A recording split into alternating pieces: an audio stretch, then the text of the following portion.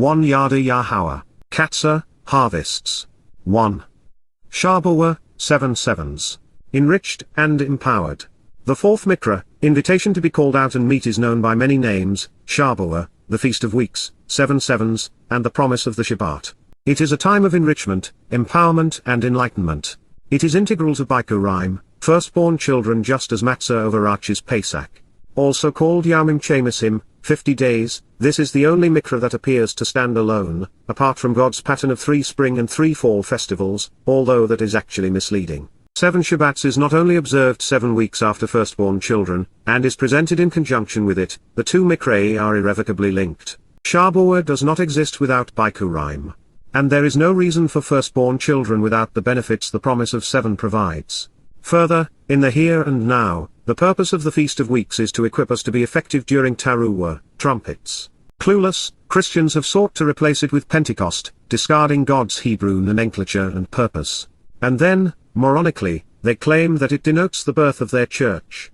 They remain ignorant of what occurred during the ensuing 1,500 years between the feast's inception with the offering of the Torah, and the first Christians who, along with their church, would disavow it. 2 Orthodox Jews write Shabuw'ah as Shavuot, as if there were a V in the language. And then rabbis claim that it marks the time that their oral law was given to the elders. That, of course, is a rather odd proposition, considering that their Talmud was comprised of rabbinical arguments first written 1,500 to 2,000 years thereafter. While not overtly stated, it is likely that Yahowah began reciting his Torah, guidance to Moses on Mount Horeb some 7 weeks into the Qatsyr, Exodus during Shabuw'ah, the promise of 7. Therefore, the rabbis would get the right timing, just not the right book. But then again, to create a veneer of antiquity and authenticity for their religion, rabbis now refer to their Talmud as Torah. Also misleading, the rabbinical position on Shavuot is that the Torah mandates a 7-week counting of the Omer, beginning on the 2nd day of Passover, to be immediately followed by Shavuot. And while that is consistent with Yahowah's Torah instructions relative to the timing, it is telling that religious Jews disdain the Mikra of Matzah to such an extent that they do not even acknowledge its existence. Moreover, they similarly disavow Bikurim. And yet, according to God, Pesach is part of Chag Matzah, and it is unyeasted bread which is the most essential day. Nonetheless, this is a life and death battle between Yahowah and Judaism, because by acknowledging Matzah, religious Jews would be admitting that Hashem wants to eradicate religion, including theirs. The rabbinical indifference toward Chag Shabuw'ah is evident in the fact that it is the only feast for which they have not ordained a bevy of laws. Instead, they observe it by doing what Yahowah never requests, with prayers. To this, they add making Kiddush, a blessing over wine for sanctification. They read a piyut, poem, the favorite of which is Adon Olam, Eternal Lord, an ode to Ha-Satan. 3 Obviously missing the point, they also refer to this liturgy as the master of the world and sovereign of the universe, when the purpose of Shabuw'ah is to elevate us, not God. Nonetheless, this little ditty dates to sometime between the 11th and 14th centuries CE in Spain. As would be expected, there is no mention of Yahowah in the religious prose. Also, the rabbinic master has no second, is without division or ally. This too is strange, considering all Yahowah has said with regard to the Malakas, spiritual counselors' contribution throughout the Mikrei, his insistence that these days are Kodesh, set apart, epitomizing division, and that he is forever allied with his son, Messiah, and King, the Zarawa, Daud, and to the degree possible, Israel. To these Shavuot rituals, rabbis encourage consuming dairy products, with blintzes being their favorite. They cite portions of the Book of Ruth while decorating their homes and synagogues with greenery, commemorating the role Astarte and Baal play in their religion. Then, with the aroma of cut evergreens punctuating the air, the devout read their treasured Talmud, Mishnah, or Zohar through the night, a custom that only became popular with the introduction of coffee throughout the Ottoman Empire. Further estranging themselves from Yahowah's intent, the Hasidic observe the Yaziyat of Baal Shem Tov, which is particularly un-Torah-like. Baal Shem Tov, the Lord of the Good Name, was the Jewish mystic from Poland who invented Hasidic, ultra-Orthodox Judaism in the 18th century. In honor of this dubious distinction, and having forsaken the means to life, it is the death of Rabbi Israel ben Eliezer that they are commemorating. This misguided mystic is the reason religious Jews remain mired in time, unable to progress or be productive. He can ultimately be blamed for turning 2 centuries of Jews away from Yahowah, for their pathetic mourning for clothes, black hats, and especially their round spodix, Polish for saucer, comprised of fur from a weasel's tail. But enough of such religious foolishness. As has been our pattern, we will contemplate how Yahowah defined this Mikra, consider how it should be observed, and then investigate how it was fulfilled. Along the way, we will consider the reasons behind Yahowah's choice of title, Shabuw'ah, 7 weeks. Opening the book transcribed by Moses to the heart of the Torah, teaching, to Qara, called out, we pick up our reading in conjunction with the presentation of the firstborn children with Yahowah saying, then you should take this written communication into account, while Sefer, you should engage in a census to quantify what has been recorded in writing, focusing on the written content of the book so that you can proclaim and explain, Kal perfect, on your behalf, La atom, as the means to, Min, for the purpose of, contemplate the consequence of wavering or delaying, Makarat, pondering the implications of being left behind by hesitating and waiting, or perhaps even considering what comes next. Feminine of Maka based upon the th suffix, from Ma, to ponder the implications of a char, waiting, hesitating, deferring, or delaying resulting in being left behind, on the Shabat, Ha-Shabat, the 7th day or during the week, the time to observe the promise and celebrate what has been accomplished. From the day Min Yam, that you arrive, Bo'ota, that you come, return, and bring to be included, with, Eth, the sheaf of bundled grain, gathered and ready for transport, Omer, for the uplifting wave offering, Ha-Tanyufa, on the move and ready to be elevated, of the perfected, Tamim, of those held completely blameless and innocent, who have become totally unblemished and perfect, unimpaired and no longer liable, demonstrating in accord with the truth and showing integrity, there will be, higher, there exist. 7 weeks, Sheba Shabbat out, 7 Shabbat observances, i.e. 49 days. Qara, called out, Leviticus 23:15. The timing was important, as it is throughout the Torah. God asked us to accurately reckon 7 weeks from the day after the Shabbat observance of unyeasted bread. This would place the timing 49 days after the wave offering during firstborn children. Not any day would do. We are not authorized to change the timing of God's feast to another of our own choosing. Yahowah has established a mode, eternal witness to an annual appointment. The occasion of this Chag, feast is based upon a very well-defined, repetitive pattern. Even if he does not expect much from us, there is always a reason for his precision. 7 Shabbats from the day after the special Shabbat observance of Matzah represent 50 days. This annual pattern of 7 sevens plus 1 is repeated in Yahowah's presentation of the redemptive year called a Yobel by God, but errantly known as a Jubilee. Every 50 years, according to Yahowah's Yobel instructions, all debts are to be forgiven and all captives are to be freed. Even the land is returned so that it can be shared among the family. This is not a coincidence in purpose or with regard to the timing but is, instead, further evidence of Yah's plan. As we shall soon discover, 7 sevens exists to emphasize all of the truths inherent in the Shabbat, which is why the word appears twice in the opening stanza. This is a time to celebrate what Yahowah has promised, and accomplished on our behalf. Inherent in the timing is the ever-present pattern, of man, symbolized by 6, in addition to God, who is 1, revealing that Yahowah's intent is for us to be together. 6 Along these lines, Shabuw'ah provides a perspective from which to view the stage upon which the most significant fulfillments of God's plan are unfurled. 7 sevens plus 1 is central to God's provision and his timing. Everything pertinent to our reconciliation not only occurs in Yobel years, also defined as increments of 7 sevens plus 1, but specifically in intervals of 40, commemorating the completion of a time of testing, Yobel, i.e., every 2,000 years. For example, 40 Yobel after Adam's and Chor's expulsion from the Gan Eden in 3968 BCE, which takes us to 1968 BCE, Abraham and Yitzhak affirmed their commitment to the covenant with Yahowah on Mount Moriah. This would foreshadow what would occur on Passover in the exact same location 40 Yobel later. It would be then that we would witness the Father offering his Son as the Passover lamb in the Yobel year of 4000 year, 33 CE. Moving forward, 40 Yobel from the time Daud fulfilled the first 4 Mikra in 33 CE is 2033, year 6000 year. It is the last Yobel remaining within the lifetimes of those who witnessed Israel's prophetic rebirth as a nation. Therefore, since God is consistent, we should expect the fulfillment of the last 2 Mikra, those of reconciliations and shelters, to occur in 2033. This timing reflects the conclusion of 6 days, read millennia, of man's toil outside of the garden followed by a 7th day of celebration where we reflect on our relationship with God. The concluding epoch is known as the millennial Shabbat, where the earth will be like Eden. As such, one of the primary purposes of 7 sevens is to remind us each year that Yahowah has given us the keys with which the pattern underlying his prophetic plan may be evaluated and understood. 7 While this perspective on timing is valuable, it was not the most relevant aspect of Yahowah's introductory statement regarding 7 Shabbats. More than anything, God wants us to accurately relate to the fact that without Bikurim there is no Shabuw'ah. One thing follows another. Chamas him, 50 days sits in the middle of a path, not at the intersection of the spokes of a wheel. The wave offering associated with firstborn children, whereby the newly born spiritual children of God are lifted up, is tangibly manifest during 7 Shabbats, with these same souls enriched and empowered by the set-apart Spirit, preparing them to become more effective witnesses. As a result, the Mikra of Shabuw'ah enables 2 of the covenant's promises, while celebrating our relationship with God. And none of this would be possible without the specific benefits manifest through Pesach and Matzah, leading to Bikurim. Collectively, these days prepare and equip us to enter and enjoy God's company. Beyond this, what would be the purpose or benefit of being born into Yahweh's covenant family if we were not going to grow? An eternity as a helpless and dependent baby does not sound very appealing.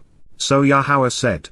Meanwhile into perpetuity, and forevermore, the evidence is provided within the enduring testimony, eternally consider the witness, 2 Min, for 1-2, contemplate the consequence of wavering and delaying so as to be left behind, Makarat, pondering the implications of not going by hesitating and waiting, or perhaps even considering what comes next, from Ma, to ponder the implications of a Char, waiting, hesitating, deferring, or delaying resulting in being left behind, on the 7th Shabat. Ha Shabat Ha Shabi, the 7th day of promise to observe the oath and celebrate what has been accomplished. 8 You can explain the written accounting, Sapar, Sefer, you should be able to conduct a census to quantify what has been recorded in writing, focusing on the written content of the book so that you can proclaim and explain, Cal Perfect, of 50, Chamisim, days, Yamim. Then, Wa, with the renewing and restoring, Chadash, with the affirming and repairing, gift of the sacrificial offering, Mincha, you can approach and present oneself to, Karablah, you can draw near, Yahowah, written as directed by his Torah, teaching regarding his higher existence. Qara, called out, Leviticus 23:16. The Shabat and the Yobel, the Feast of Weeks and the pattern of the mode, the creation of the universe and Yahweh's nature, human history and our future existence once reconciled, are all interconnected and related. It is all about sevens, 7 sevens plus 1 for good measure in this case. When we come to appreciate this pattern, we not only understand why, when, and how the universe was created, but why, when, and how we will return to where it all began. The pattern emblazoned in the name Shabuw'ah, 7 sevens ties all of this together for us. It reminds us that there are 3 times each year when we are asked to reflect upon how the 7 steps Yahweh provided lead us away from the 3D world of man to living with God in the 7th dimension. For this to occur, we must be exponentially enhanced and enriched, empowered and enlightened, which is the express purpose of Shabuw'ah, the promise of the Shabat. As is often the case, the unique nature of Hebrew grammar opens the floodgates of understanding. Written in the perfect conjugation and consecutive form, Karab, there is a finite and specific period of time when we can approach Yahweh. Further, in the hyphal stem, we, as the 9 subject of this sentence, cause Yahweh as the object, to respond and participate in the meeting. God, therefore, can be found approaching those who present themselves to him at this time. Moving on to the next interesting term, Chadash, renew, those who have read an introduction to God, observations, coming home, or even questioning Paul know that the covenant has not yet been renewed. We realize that there never will be such a thing as a new covenant, much less a new testament. In this light, more times than not, Chadash, which is commonly deployed to depict the renewal of the sun's reflected light on the surface of the moon, is more accurately translated as renew, restore, and reaffirm than new, especially in the sense of recently conceived or different. There is nothing new or different about the path provided to walk to Yahweh. None of the 7 steps have changed. In this instruction, Yahweh is speaking of the power of his mode Mikra to renew and restore our souls during Pesach and Matzah. He is asking us to approach him by way of the path he has prescribed in the Torah and laid out through Passover, unyeasted bread, and firstborn children. By walking along this path, we come so close to God that we are enveloped in the set-apart spirit of Shabuw'ah. And that is why Shabuw'ah, Strong's H 7621, is Yahweh's vow or promise which attests to our innocence. By stating that we are to approach with Mincha, the gift of the sacrificial offering which renews and restores, God is connecting the elements that comprise his plan together for us. He has obliterated the myth that there is a distinction, a difference between his Torah instructions and his mercy. Doubt came to fulfill these Torah promises because Yahweh's guidance provides the way home. And that is perhaps why, in this context of a 10 renewing gift, God concluded this instruction with La Yahowah, to approach Yeh. The message is, nothing is more important than understanding what Yahweh actually said. With this information, we can correct the record and free souls from religious schemes. Shabuw'ah serves the covenant relationship, not a human institution. The Messiah's contribution continued past Pesach. From the redemptive response to Qatsyr through the brilliance of Bikurim and enrichment of Shabuw'ah, the path leads through Towrah to Kippurim and Sukkah. Yahowah's plan of reconciliation is advanced by his Zarewah and the Ruach Kodesh, the Malakah, and Ialuth. It is long overdue that people reject and rebuke the image of a dead God on a stick and consider what our Father and his Son have achieved for the covenant family. So why would an informed and rational person trust something that changes, even contradicts, the plan meticulously laid out within the Torah and prophets, from which the religious claim their legitimacy and authority are derived? And when someone points out that it is impossible for a religion to be viable if it undermines its foundation, why do the faithful continue to believe in myths and fairy tales? It really is that simple, that logical, that cut and dried. Religions that alter and contradict in any material way the testimony upon which they assert their authority, words which they claim were inspired, are a farce. This would include Judaism, Christianity, Catholic, Orthodox, Protestant, and evangelical varieties, Islam, and Mormonism. And in this case, it does not actually matter whether Yahowah's word was inspired or not. Because, if the Tanakh was not inspired, the authority of these religions vanishes, and so does their credibility. And if his testimony is true, these religions are false because 11 they convolute, conceal, corrupt, counterfeit, and contradict what God revealed. This is why it is impossible to be an informed and rational practitioner of Judaism, Christianity, Islam, or Mormonism. No amount of rationalization, justification, excuses, explanations, opinions, faith, or feelings changes this reality, nor does tradition, longevity, popularity, or political correctness. It is simple logic. Yahowah established the covenant on the basis of the relationship he developed with Abraham, then Yitzhak and Jacob. The covenant is presented and explained in the Torah, which also details how the relationship was lived out in the lives of the Israelites, especially as they were freed from Miriam. It was affirmed throughout the prophets, who also foretell its impending restoration. There have never been two covenants, and the 7 Mikra are not Jewish holidays but, instead, the embodiment of the means Yahowah devised to approach him. The Church did not replace Jews as God's chosen people. Yahwim, not Goim, will be the beneficiaries of Yahowah's fulfillment of Yom Kippurim, when he affirms and restores his covenant by integrating his Torah, guidance into our lives. When we capitalize upon Pesach and Qatsyr, we are prepared to become Bikurim, adopted into our Heavenly Father's family. But that is not the end of the process, just the beginning. With the covenant, Yahowah is also committed to enriching and empowering us.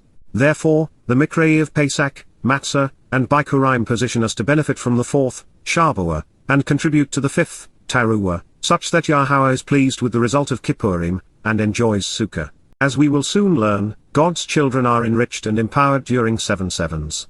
This realization is found within Isharon in the next instruction. 12 You all should come bringing, you should return, arriving to be included, hyphal imperfect, out of, min, from, your homes, moshabatim, your dwelling places where you live, your houses and households and your assemblies. 2, Shanaim, a couple, from Shana, repetitive and life-altering, loaves of bread, lechem, as an ascending wave offering, Tanufa, to raise up and be on the move, a double portion, Shanaim, both and the pair, twice as much, for a tenfold enrichment and empowerment, Isharon. A compound of Isha, 10 and tenfold and Ashar, to enrich with own, empowerment and growth, capacity and capability, vitality and strength, describing the power of the firstborn, Strong's H 202. Qara, called out, Leviticus 23:17 in part. Since the Shabuw'ah attendees would be comprised of people from all races, genders, and classes of people, in addition to bringing bread for themselves, Yahweh would be including allied Goim, which is one of the reasons for 2 loaves. Additionally, since the preeminent Yahweh would provide the bread of life, the Zarewah, they were symbolically being asked to bring a second loaf representing Daud. And while some may be bothered by the idea of associating a yeasted loaf with the Son of God, since our redemption is dependent upon our guilt being associated with him, such that his soul could bring it to Sheol. In this way, Father and Son removed the corrupting influence of yeast from those Shabuw'ahs enriching. Therefore, Yahowah is doing with Daud what he is asking us to do relative to the existence of chametz, yeast in our homes. The idea of empowering and enriching the firstborn is advanced in Bersith, Genesis 49:3. It is there we see how on, the suffix of Isaon, is used to address empowerment and enrichment. Jacob said, 13 Reuben, you are my firstborn, Baka Eni, a function of my ability and might, Coach Eni, an expression of my capability and strength, the foremost, Reshith, the first, of my abundance, empowerment, and enrichment, Ona Eni, of my energy and wealth, preeminent, with a profusion of riches Yathar, excelling, distinguished, and enriched, elevated in status, honored, and exalted, saith, lofty in status, accepted into the relationship, exonerated, and elevated, supported, sustained, and enduring, tremendously enhanced and exponentially energized, yada as, abundantly fortified, mentally acute, and physically strong. If that were not enough to underscore Yahweh's intent with his firstborn, Dowd, especially as it relates to own, consider Deuteronomy 21:17, which I suspect is prophetic of the way man has treated God's firstborn son. Indeed, therefore, the firstborn, Bakah, son of the one who has been discriminated against, Ben Hassan, the child who has been disliked, disparaged, and shunned, then subjected to anti-Semitism, he will be recognized, Naka, he will be acknowledged, made known, and properly regarded, by giving him, La Nathan Lahu, offering him the gift of, a double portion, Peshanim, of every benefit of the relationship he has to offer, Varshel Asher Lahu. This is because he is the first and finest, Reshith, abundantly empowered and enriched, making him the recipient of tremendous energy, own Hu, giving him wealth and power. Regarding him, it is the right decision, Lahu Mishpat, it is the proper way to think and then resolve the dispute. Regarding the birthright, Habe Qara, the firstborn child. Those were both from the Torah, but this expose on the power of own comes from the prophets. 14 Lift up, Nasser, raise your eyes, Ain Atom, your perspective, on high, Ma'am, to the heights of heaven, and envision, Wara, who, my, created these, Barolay. It is he who brings out, Ha-Yatsar, the vast array of the heavenly host, Zabahem, with the narration of the story, Bar Mitzvah, to recount and report this enumerated list of events and measure of time, reading and reciting, Qara, proclaiming and calling out, greeting and welcoming, every one of them by name, La Shel Hem Bar Shem. Out of, Min, the magnitude, Rob, the great abundance of his power, strength, and wealth, own Hu, his vitality, generative influence, capability, and resulting possessions, ability to empower and enrich, and because, Wa, in addition, of the steadfast determination, amidst, the courageous, intense, and persistent, unwavering character, and ability, coach any, capability and resources, physical strength and mental acuity, no individual, Ishlo, will be left lacking, Adar, will want for more. Yashar, deliverance is from Yer, Isaiah 40:26. The one who created the universe is offering us a share of it, including the ability it took to conceive it. This is sufficient to affirm that we have correctly translated Aisharan, as tenfold enrichment and empowerment. As we continue to consider the meaning of Aisharan, please understand that the Hebrew verb to tithe is asar, not Aisharan, although Ashar also speaks of being enriched tenfold. Also note that if a tithe was intended, the gift was food, not money. Paying pastors and priests is a human invention, one conceived and promoted by Paul, as is the Christian interpretation of a monetary tithe. However, this context is not conducive to the notion of a tithe, because it is a double portion and not a tenth. So, we are compelled to search for another potential 15 meaning for Aisharan. And when we do so, the first thing we learn is that while Zion shares an association with Ashar, 10, it is also a compound of Ashar, being enriched and own, being enriched and empowered. And these specific gifts represent 2 of the 5 benefits of the covenant, along with becoming immortal and perfect en route to being adopted into our Heavenly Father's family. Even more telling, the very purpose of 7 Shabbats is to Aisharan, enlighten and empower the children adopted during firstborn children. And from this perspective, supplying food, shelter, and warmth is typical of the Zion tithe, because it is focused on providing the very things that enrich a family, helping it grow. While most would not equate enrich with enlighten, it is appropriate because Yahweh does. When he returns to renew the covenant, the first thing he does is to write a copy of his Torah, guidance inside his children, thereby enriching them with his enlightenment. The single most valuable thing in the universe is the Torah's guidance. It introduces us to God, reveals how to form a relationship with him, and provides the means to our adoption into his family, to being enriched, empowered, immortal, and perfected. The Torah is therefore the most enlightening document ever revealed. Yeh even calls his Torah light, the epitome of enlightenment, especially when one realizes that Torah means teaching. This passage is, therefore, telling us that our willingness to answer Yahweh's invitation to meet with him on this day, and act upon his instructions to bring the loaves of bread, will nourish us and our guests, providing a tenfold increase in our enrichment, enlightenment, and empowerment, preparing us to enter and enjoy God's company. And since we are dealing with the result of 16 Bikurim, the foremost beneficiary was Yahweh's Bakar, firstborn, Dowd. Under the auspices of full disclosure, there are 2 ways to convey own in Hebrew. It can be scribed using an aleph as own, consistent with the version we have been considering, Strong's H202. but it can also be written using the ana zone, where, in the feminine zona, it means to live together as if married, Strong's H 5772. The latter is from a family of words based upon ana, which means to answer, respond, and reply. The pictographic characters comprising ona reveal that the proper perspective on being grounded while securely growing as children leads to becoming an observant adult. And on is father and child, with God protecting his children as they grow. You also notice that this grain offering was unlike that of the mikra of matzah, where guilt, represented by the yeast fungus, was excluded. This time, the flour was to be corrupted because the Feast of Seven Shabbats is a come-as-you-are party that is not designed to remove anything from us, including our sin. That mission was accomplished during matzah, 2 steps prior to this one. Here, those who have already availed themselves of Passover's promise of eternal life, unyeasted bread's promise of perfection, and firstborn children's promise of adoption into God's family are Izaon, enriched, enlightened, and empowered by the set-apart Spirit to become more effective witnesses. Therefore, speaking of the lechem, loaves of bread, this time, they should be comprised of, higher, it should exist as, fine flour, solith, the highest quality ground grains with the hulls removed and the chaff stripped away, 17 baked, afa, cooked, with yeast, chametz, fermented and embittered, puffed up by the culture of the fungus, for firstborn children, by Quraim, the first gathered in and harvested, from Baka, firstborn children with a privileged inheritance, to approach, La, according to, Yahowah, Yahowah, an accurate presentation of the name of Eloah. God is guided by his Torah, instructions regarding his higher existence. Qara, called out, Leviticus 23:17. Our Heavenly Father is in the business of harvesting flawed souls, but not before he perfects them. His firstborn children are being gathered out of the real world, albeit reborn spiritually into his covenant family. The resulting gift is a privileged inheritance. We become God's sons and daughters, gaining access to all that is his. Through Pesach and Matzah, Father and Son prepare us to enter their covenant home, adopting us during Bikurim. And yet, this does not cause an immediate withdrawal from the material realm. That would be the worst thing God could do. If he removed us from the world, who would convey his message, encouraging others to join his family? As a result, fine flour is surrounded by those who are still embittered by the prevailing and invasive culture. This is particularly telling because it means that, by asking the covenant's children to walk away from the chaos of Babel, from religion, conspiracy, and politics, God is not telling us to live as hermit crabs on isolated islands. Instead, he wants us to disavow our affinity for the ways of man while remaining in the very places where our witness will be the most effective, in the midst of it all. We are the white stone on a black shore, the light in the darkness, a credible voice in an ocean of insanity.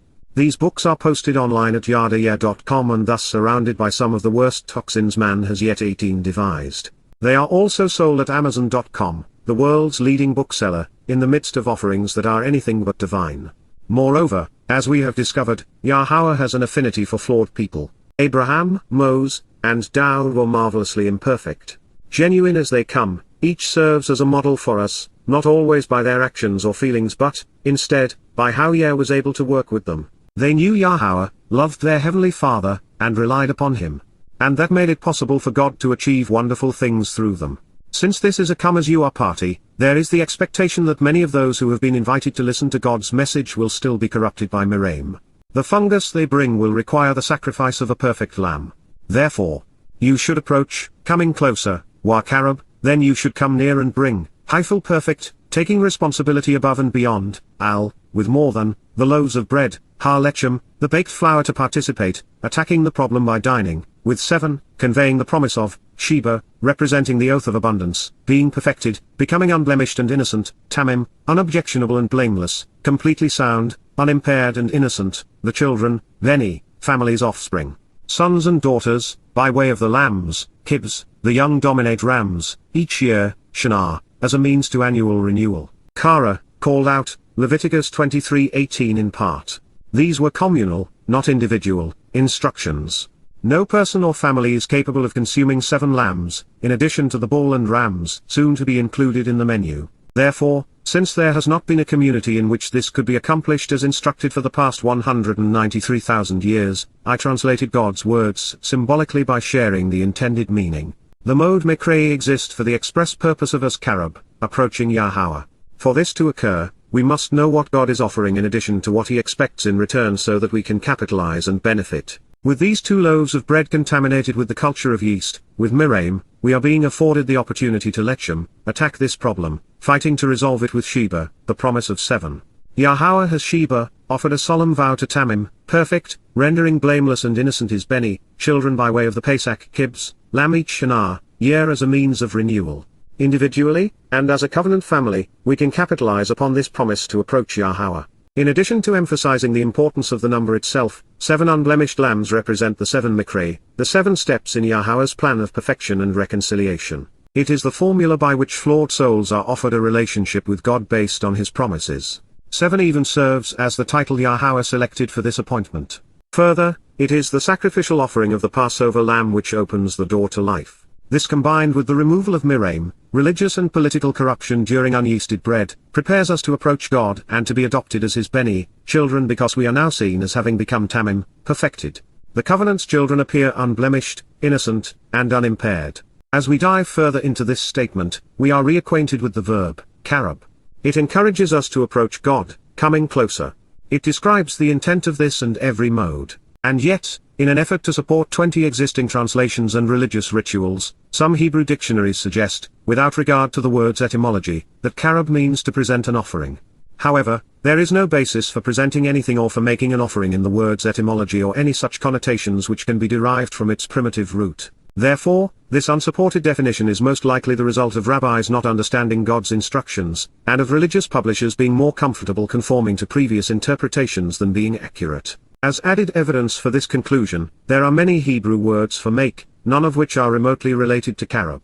The primary Hebrew term for present, especially in the sense of making an offering or providing a gift, is mincha. And since mincha is also the most commonly used Hebrew word for offering, it's the term Yahowah would have chosen in this context if he wanted to convey present an offering rather than karab, draw near and approach. And if God wanted to write sacrificial offering, he would have used zebach, tanyufa, or teruma, not karab. The next time we encounter karab, we will be asked to appear before the feminine manifestation of God's light. The occasion will be Yom Kippurim, the day of reconciliations as presented in Qara, Leviticus 23:27. With so much at stake, we will want to be especially diligent, confident in our research, such that we render the verb, karab, and the object, isha, accurately. God has a gift he wants to bestow upon us, one which not only prolongs our lives and perfects us but which enables Yah to raise us as part of his family, enriching and enhancing, empowering and enlightening, our souls. This mechanism is the set-apart Spirit's garment of light. Adorned within it, we appear perfect before God. The reason Yahowah gave us our neshama, conscience, is because he wants us to be discerning. We 21 must use this uniquely human capacity to reason and exercise sound judgment if we want to understand the message he is conveying. Therefore, since there is no such thing as a perfect being without defect or blemish, Tamim was used to reveal the result, which is to perfect God's covenant children. Symbolically, our guilt is transferred to the Zarewah who then carries it away. With the Messiah having done so under the auspices of the mode Mikrei, we are afforded the opportunity to appear blameless before God. Such is the truth behind Pesach and Matzah, and how they enable Bikurim and Shabuw'ah. This is what Yahowah is offering, allowing us to decide whether or not to accept his generosity. As a derivative of Tamim, Tamam conveys how this occurred. The Lamb of God fulfilled the mission, completely and perfectly. Dowd met all of the requirements needed to finish the job, accomplishing all that was necessary to make us whole and complete forevermore. Speaking of perfecting, Yahowah requested 7 lambs to remind this corrupted gathering of Yahweh and Goim, men and women, young and old, rich and poor, that 7 conveys his promise. It is by completing the journey through all 7 mode Mikrei that we are afforded the right to live with our Father forevermore. Returning to the menu for the Feast of 7 Sevens, we have 2 polluted loaves and 7 perfect lambs. But there is more. And, 1, Ekad, bull, representing that which is frustrating and divisive, broken and ineffectual, a male cow, from Para, that which is broken and divided, split apart and unsuccessful, a young male, then, a son, in the morning to encourage being 22 perceptive, contemplative, and discerning, seeking out and considering the available information and then responding appropriately, Habakar, Boka, looking to grow and be fruitful as the sun rises, especially thoughtful in the dawn's early light, from Bakar, to inquire about, consider, and reflect upon herd mentality, and 2, Washanim, a pair representing change, both life-altering and transformative, rams representing the upright pillar and doorway, one who leads the flock, the framework of a door, robust health and empowerment. Qara, called out, Leviticus 23:18 in part. Bull, or par, is derived from a word which describes fallen man apart from God. It conveys the idea that without the benefit of Yahowah having laid upon the Lamb the iniquity of us all, we are broken, split apart, and divided from him. Having violated the Torah, our feeble attempts to save ourselves are ineffectual. There is also the possibility that the par, bull, represents Miriam. The title, Pharaoh, begins identically, which represents the mouth of man and, thus, statements made by people as opposed to God. To these thoughts, the concluding letters in Pharaoh convey the perspective of man. And as if this were not enough for us to make this connection between the par, broken and frustrating, divisive and ineffectual ways of Miriam, political and religious corruption, the Pharaoh's Apis bull cult served as the impetus behind the golden calf. On the positive side, another cognate of par has a redeeming note. Para means to thrive, living a fruitful and abundant life. And this beneficial alternative explains why Habakar, Voka, first thing in the morning we are encouraged to be perceptive, contemplating the consequences of herd mentality. Should this be what God intended, we would be wise to consider the available information and then respond appropriately to the 23 propensity of man to become progressively more evil the larger the group, with empires worse than nations and global, religious institutions becoming worse as they grow. We might also consider that, with par, bulls, the bad outweighs the good because the bull and the sun were among Satan's most enduring symbols. A legacy of this is found in astrology with the constellation Taurus the bull. Along these lines, the same three Hebrew consonants vocalized Boka mean daybreak and rising sun. Satan's name, Halal ben Shahar, also written Hail ben Shahar, means the arrogant son of the morning or rising star. Additionally, Bakak conveys empty and void, laid waste, and devastated. And that may be why Yahowah wants us to Bakar, to consider and reflect upon, our condition as a consequence of having confused his instructions with the devil's counterfeits in the religions of Judaism, Christianity, Hinduism, Mormonism, and Islam. Even secular humanism, with its celebrations of the sun's annual cycles, its fixation on renewable energy, and devotion to Mother Earth in the form of environmentalism, is giving the more overt religions competition when it comes to false worship. The word translated as rams representing the upright pillar and doorway, is the opposite of Bakar. Its every nuance is redeeming. Is the ram Yahowah presented to Abraham and Yitzchak on Mount Moriah. Is the lamb who fulfilled Passover 40 Yawbel thereafter, also on Mount Moriah. Is the upright pillar representing Yahowah's presence with the children of Israel during the Qatsyr, Exodus. Is Yah leading us to him through the pages of his Torah. Is the shepherd as the leader of the flock. Is the upright pillar upon which the Zarawah, sacrificial lamb was affixed. Represents the doorposts and lintel where the blood of the lamb was figuratively smeared, during the first Passover as a sign.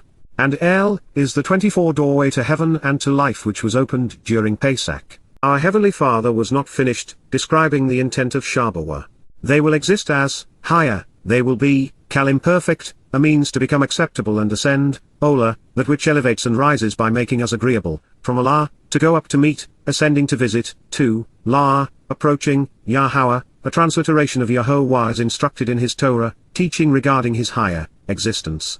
Their gift, wa min shehem, sacrificial offering is a present bestowed to them without compensation, is poured out on their behalf, nezakhem, offered freely, by the feminine manifestation of the fiery light, Isha, by our adoptive mother who enlightens, purifies, and elevates, a uniquely welcoming and pleasing spirit, Rayek, of spiritual acceptance to come close, from Ruach, spirit, the feminine manifestation of Yah, reconciling the relationship, Nikovak, appeasing and soothing, unifying and integrating by advancing peace and harmony, from Nuvak, spiritually restful, to approach, La, to move toward and be in accord with, Yahowah, a transliteration of, our Eloah, God as directed in his Torah, teaching regarding his higher existence. Qara, called out, Leviticus 23:18. We have heard Yahowah delineate the menu for the feast embodying the promise of 7. Along the way, God described the benefits afforded to those who choose to embrace what he is offering. This pleasing and welcoming gift is poured out upon us by the set-apart Spirit, thereby reconciling the relationship.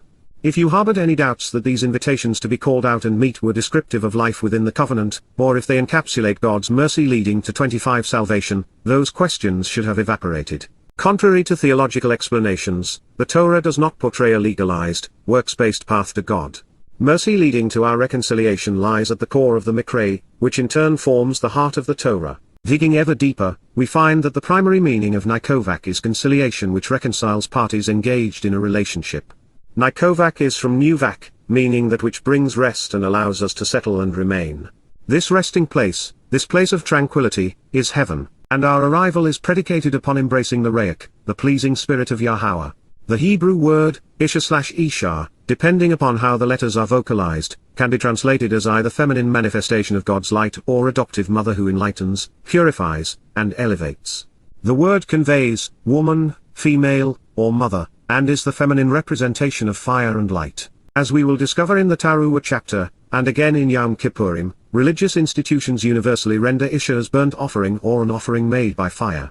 I suspect they do so because it is indistinguishable in the text from the feminine noun for fire, Esha. However, there is no reference to offering or made in the word's etymology. These meanings and roots acknowledged, neither feminine fire nor woman and wife make sense as the primary definition within the context of this passage, or the others. Throughout the Torah, Esh, fire is used as a symbol of Yahowah's presence and especially his light. Esh serves as a metaphor for judgment, for burning off impurities and thus for purification. It is also a source of light and enlightenment, of warmth and comfort. Fire is something that elevates and uplifts, a reference to the primary direction of fire's smoke and energy travel. In 26th edition, fire transforms dying and decaying organic matter into light and energy, which is consistent with the purpose of the Mikra. And yet, while these are all important salvation-related concepts, based upon the three Hebrew letters found in the text, the word Yahowah selected could just as easily have been Isha, meaning female individual, wife, woman, and non-biological adoptive mother. This is also pertinent because of the role of the Ruach Kodesh, set-apart spirit in providing the benefits of the Modim, restoring testimony, particularly by Qara and Shabuw'ah. In that their alphabetic compositions are identical, there is no way to distinguish between Esha, Isha, or Isha, Aleph Shin He, in Yah's revelation. Rabbis, called Masoretes, would not assign their vowel-pointing devices to vocalize this text to their liking for more than 2,400 years after it was originally transcribed. Our oldest extant copy of such vocalizations, called the Masoretic text, dates to the 11th century CE. And sadly, the more we study the word, the less the informed trust their opinions. In this particular statement, the more traditional portrayal of Isha as a burnt offering, or the more linguistically accurate and demonstrative connotation an offering which separates and rises are permissible, albeit they are not ideal choices in that the passage concludes with the pleasing spirit of reconciliation. That aside, since there is no reference to making an offering in the Hebrew word itself, and since we will soon discover that the definition burnt offering becomes senseless in the presentation of the Mikra of Yom Kippurim, also described in the same section of Qara, Leviticus, we are compelled to consider other options. After all, it is God's custom that, when there are many potential renderings of a term, multiple meanings are intended, widening and deepening the instruction being offered. 27 Upon studying what these three letters can convey, it becomes evident that an amalgamation of Esha, Isha, and Isha, encapsulating the full potential of these terms, consistently works within the context of the story being told. Therefore, this gift is being provided by the feminine manifestation of God's light, the adoptive mother who enlightens, purifies, and elevates. And as we have come to learn, there is an aspect of Yahowah's nature which purifies, separating us unto God, covering us in light. And she also enlightens us, providing warmth and comfort, which elevates our souls, incorporating every aspect of Esha. We are speaking, of course, of the set-apart spirit because she embodies every metaphor associated with fire. Likewise, she is feminine in nature and serves as our non-biological adoptive mother. Therefore, the Ruach Kodesh also encapsulates every aspect of Isha. She is our spiritual mother, the feminine manifestation of God's light, through whom our souls are redeemed and renewed, reborn into eternal life. Our spiritual mother envelops us in Yahowah's pleasing spirit of reconciliation, pouring out her garment of light upon us, rendering us perfect and eternal. Should you be troubled by Yahowah having a feminine and maternal nature in addition to his role as father, realize that the covenant is a family. And for there to be sons and daughters, there must be a father and mother. Moreover, there are complementary aspects of men and women, differences which make relationships synergistic and, indeed, spectacular. It would, therefore, be inappropriate to rob Yahowah of qualities his creation manifests. Reinforcing these thoughts, the Hebrew word for spirit, ruach, is feminine, and all of the responsibilities described within the Torah and prophets that are associated with the set-apart spirit are maternal. By way 28 of further confirmation, the feminine Isha also means, to make relations harmonious and friendly, the principal function of the spirit, and a central ingredient to reconciliation. This dichotomy is not conjecture.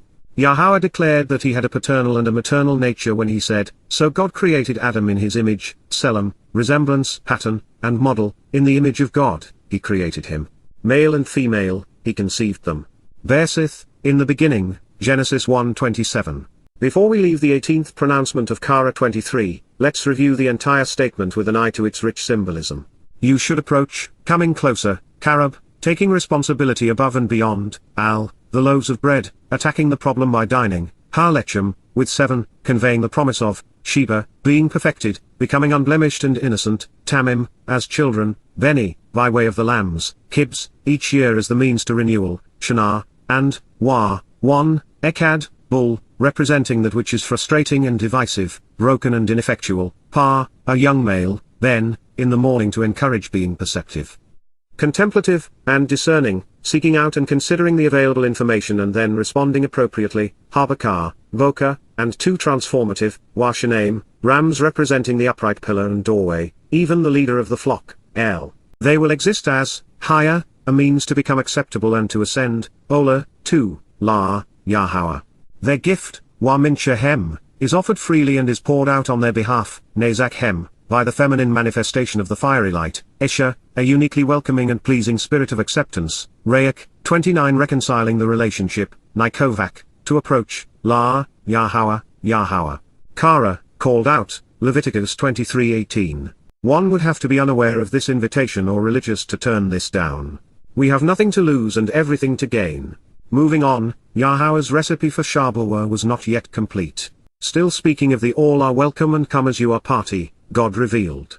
You should prepare and provide, Wasar, you should act to produce, Kal perfect consecutive, 1, Echad, a singular, satyr or scapegoat, Sire easy, a hairy and harsh male, often used to depict demon-possessed beings to be overcome to prevail, from Sar, a horrible, tempestuous whirlwind and dreaded storm which swirls and sweeps away, for going astray, La Chatar, as a result of the guilt associated with going the wrong way, for having incurred the penalty of becoming unclean.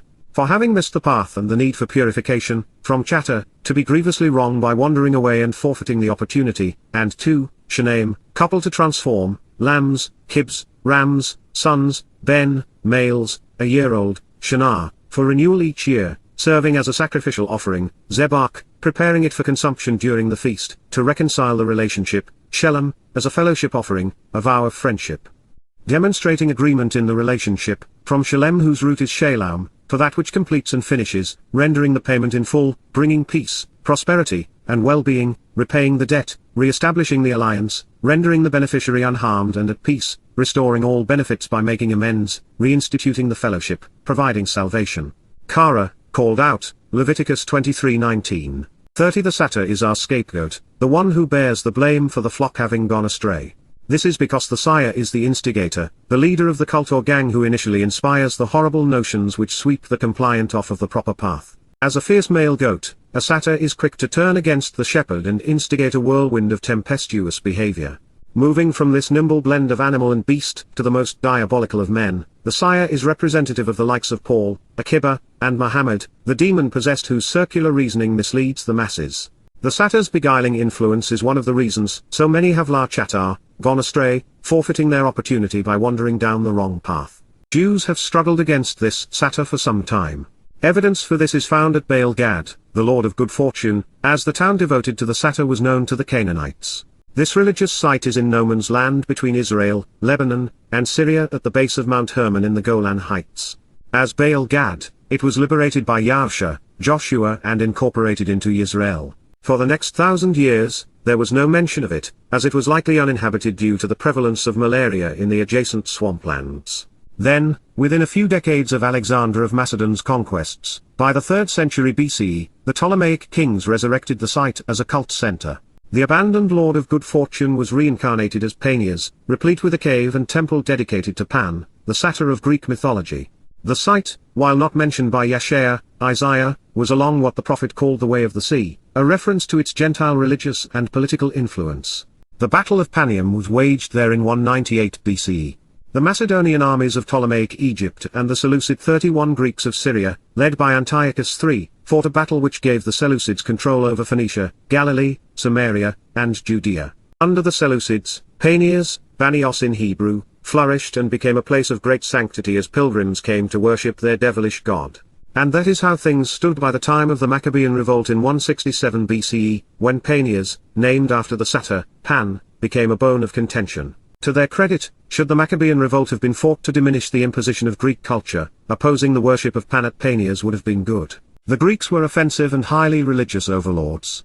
According to Flavius Josephus in the War of the Jews, Book 1, now Antiochus IV, king of the Seleucid Empire from 175 to 164 BCE, was not satisfied either with his, Judah Maccabees, unexpected taking the city, Jerusalem, or with its pillage, or with the great slaughter he had made there, but being overcome with his violent passions, and remembering what he had suffered during the siege, he compelled the Jews to dissolve the laws of their country, and to keep their infants uncircumcised, and to sacrifice swine's flesh upon the altar, against which they all opposed themselves, and the most approved among them were put to death. To their shame, however, the Maccabean revolt was less about foreign oppression than it was a civil war between Orthodox and Reformist religious parties among YYV5C1. The Reformists were vanquished, just as they are today under Hasidic religious edicts. The emerging dominance of what would become Rabbinic Judaism, however, did nothing to diminish the lure of Panias, as it continued to be a cultic center with its cave and shrine to Pan, the goat-footed and horned god of herds in desolate places. 32 Pan, from whom the English words panic and pandemonium were derived, was considered malicious and decadent. His shrines were typically constructed in caves, as was the case in Panias. Born out of whoredom in Greek mythology, Pan became the god of masturbation, promiscuity, and homosexuality, even bestiality. The Greek god is shown having sex with a goat in a statue found in Herculaneum. More indicting still, to seduce the moon goddess, Selene, Pan became the goat in sheep's clothing. The Greeks and Jews are not the only ones with an epidemic of Pan proportions. When Pan's death was announced, during the reign of Caesar Tiberius, 14 to 37 CE, the most maniacal of Christian apologists and propagandists, Eusebius of Caesarea, who was fascinated by the legend of Pan and Panias, extrapolated from the alleged death of the mythological Greek god that Pan, all demons had perished. That is particularly troubling for Christianity because Eusebius authored and augmented much of what has become the New Testament, including the Church's lone attestation of legitimacy. This devilish problem for the world's most popular faith perished with the resurrection of the Roman Catholic myth which reads, "You are Peter, and upon this rock I will build my church, and the gates of the netherworld shall not prevail against it." When it comes to obfuscating Dowd's accomplishments and transferring the Messiah's accolades to a misnomer and myth, Peter was no better than Paul. The rock upon which Yahowah builds is Mount Korib where his Torah was revealed to Moses, and the cornerstone of his home is Dowd. God does not have a church, or anything remotely akin to it. There is no netherworld and Sheol, hell does not have gates. Moreover, Sheol is a place, not a person and, thus, it has no causative capability. 33 While this statement is credited to Jesus, there was no such person. There is a legitimate basis for Christ or Christian either. But without these myths, the credibility of the Roman Catholic Church vanishes. And that is why Eusebius invented this conversation in the 4th century, augmenting the Gospel of Matthew with the lone, albeit contrived, claim of legitimacy. What's more, the Catholic bishop alleged that this declaration was spoken, drumroll please, at the base of Mount Hermon in what was then still Panias, although he called it Caesarea Philippi. Under Roman control, Panias was so far removed from Jerusalem and Judea that it was administered out of Phoenicia and Syria. That changed in 20 BC, when Panion, which included the religious site at Panias, was annexed into the kingdom of Herod the Great. He immediately erected another temple of white marble in Panias to honor his patron, Zenodorus. Then, in 3 BCE, Philip II, the son of Herod the Great, and his fifth wife, Cleopatra of Jerusalem, inherited the satyr's shrines in Panias along with the northernmost part of his late father's kingdom. In a deal sanctioned by Augustus Caesar, he became king of Etruria, Gualanitis, Batanea, Trachonitis, and Orontes, with oversight over Decapolis. Philip married his niece, Salome, who was 39 years his junior. While Salome is mentioned in connection with John the Baptist's execution, demanding his head in the story portrayed in the Christian New Testament, the account is undermined by more credible histories and did not actually occur. In fact, there was no John the Baptist nor dip in the Jordan River. Nonetheless, staying with the story, King Philip chose Panias as the site for his palace, calling the adjoining town, Caesarea, in honor of Caesar Augustus. In Antiquities of the Jews, Josephus correctly referred to the religious center housing Philip's palace as Caesarea Panias. However, to distinguish it from Caesarea Maritima 34 on the Mediterranean coast, Eusebius renamed the place, Caesarea Philippi, which is what he cited in Matthew 16, even though there was never a town by that name. This wasn't actually uncommon for Eusebius because to appease Constantine's mother, he associated Jesus with Nazareth even though it did not exist at the time. Upon Philip's death in 34 CE, his fiefdoms were reincorporated into Syria. Caesarea Paneas was renamed Neronias, in honor of Emperor Nero, but then reverted back to Paneas after his suicidal death. So apart from Eusebius' musings, including those found in the Christian New Testament, not only was there never a town named Caesarea Philippi, Paneas never lost its affiliation with Pan. With Christendom's fascination with casting the satyr, Pan as Satan, we can see why Eusebius made the absurd claim, "And the gates of the netherworld shall not prevail against it." According to local law, the cave of Pan was known as the gates of hell. Then, to sweep their incriminating laundry under a religious edifice, the Roman Catholic Church commemorated Eusebius' sleight of hand by erecting a late 4th, early 5th century church on top of Pan's cave to honor the lines Eusebius had composed. Reinforcing his myth, Eusebius, who was apparently fixated on the cultic center, wrote, using his nom de plume. Having heard that at Caesarea Philippi, otherwise called Panes Panades, a city of Phoenicia, there was a celebrated statue of Christ, which had been erected by a woman whom the Lord had cured of a flow of blood. Julian commanded it to be taken down, and a statue of himself erected in its place, but a violent fire from the heaven fell upon it, and broke off the parts contiguous to the breast, the head and neck were thrown prostrate, and it was transfixed to the ground with the face downwards at the point where the fracture of the bust was, and it has stood in that fashion from that day until now, full of the rust of the lightning. 35 If you believe any of that occurred as Eusebius wrote it, I would like to sell you a resort and spa in Gaza, Palestine. There is no such place and I do not own it, but that should not matter. There is, of course, more to the story Eusebius conceived in front of the gates of hell.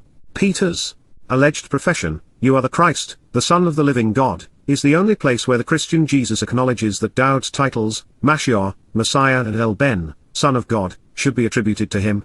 Without the imagined, and unattested, scene playing out before the cave of Pan, there is no justification for Christ, for Christian, for Christianity, or the Church. Without this fabrication, there is no Jesus nor a New Testament. There is no chair of St. Peter for popes to sit upon.